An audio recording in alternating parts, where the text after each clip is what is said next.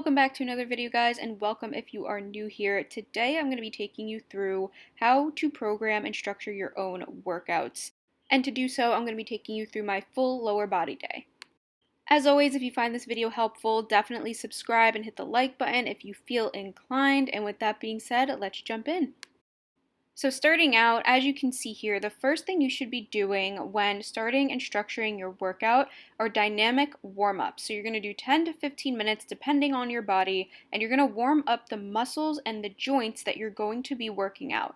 Our body really needs this warm-up. We need that blood flow, and we need to make sure that we're still not tight before jumping into weights. This is how you prevent injury. This is how you can increase your depth in certain exercises, and this is super optimal for progress. So the exercises that you see me doing here are all hip openers and adductor openers, things for your glutes. Whenever I'm doing anything lower body, I always want to make sure my hips are open, they're not tight, my ankles are mobile, your glutes are warmed up, and that is not necessary for everybody, but things like your hips and your ankles, you definitely want to focus on. Please ignore the resolution here. I have no idea what happened to the picture, but here you see me doing leg swings both vertically and horizontally. This is really opening up the hips and making sure that they are primed for squatting specifically. Then here I'm just doing some ankle mobility, really stretching them out and prepping them as well. And then something else that you can add into your warm-ups, this is totally optional, is core activation and priming. If you have lower back issues, if you feel your lower back take over on lower body days, this is great. Moving on to the actual workout, the next thing you want to make sure you are structuring into your workouts are compound movements. These are going to be the first couple movements you do, so pick 1 to 2. They're going to be compound, meaning they are focusing on multiple muscles and major muscles.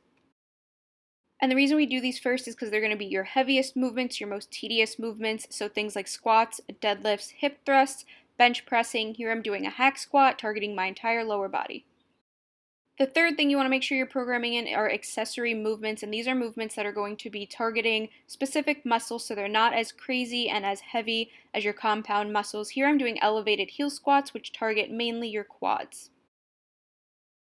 So the remainder of the exercises you're going to see me doing, like these reverse lunges here, are going to be targeting a specific muscle. These specifically elevated reverse lunges are targeting more of my glutes because I'm hinging at the hips, and they are just great. Of course, they're going to take in some quads as well, but I'm really trying to target the glutes here.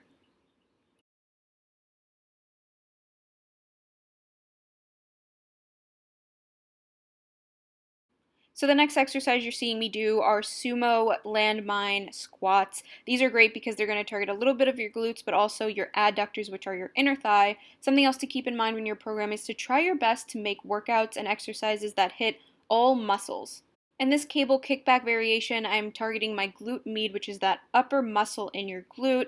As before with the reverse lunges and the squats, I was targeting more of the overall glute.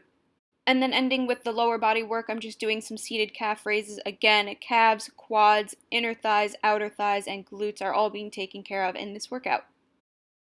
And then something else you want to make sure you are programming into your workouts is core stability and strengthening. Not necessarily ab work with a bunch of sit-ups and crunches. You can do those. They have their time and their place. But something that you want to make sure is definitely structured in every week is stability. So you see me doing marches there and then bird dogs here, which is great to make sure that your lower back is always protected. Having a strong core is very necessary when it comes to heavy lifting.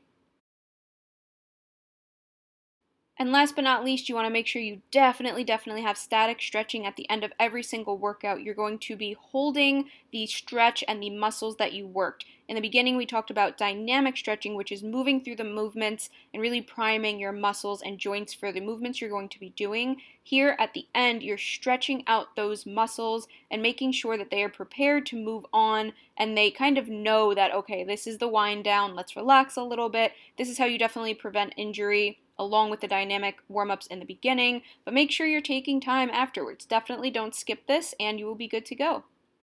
And kind of a rule of thumb I like to give people and to focus on when it comes to static and dynamic stretching is make sure in the beginning you're doing dynamic stretches for the muscles and joints you'll be working, and then when you think of static stretching at the end, you want to make sure you're stretching out those same exact muscles that you stretched out dynamically in the beginning. So here you see I'm doing a lot of glute work, a lot of hip work, really opening things up, and here is great. This exercise specifically, rather this stretch, once you bend over and bring that other arm up and over, it gets a really good lower back stretch. And there you go, a super simple way to structure your workouts. I hope you enjoyed. Please subscribe and like again if it really was helpful, and I'll see you in the next video.